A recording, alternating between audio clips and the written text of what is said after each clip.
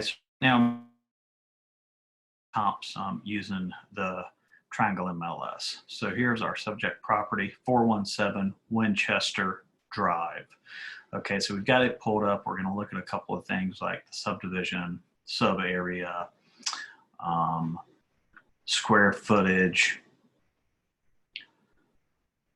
bedrooms, full baths, year it was built, whether or not there's a garage, acreage, and we're basically going to try to find the most similar things to this property to run the comp. The first thing we're going to do is start with subdivision, because hopefully we can always find enough options in the subdivision to do true comps. And it's good to stick with a subdivision because then you're typically getting similar age, similar size, same builder. So we go and create a new search after we have that one pulled up.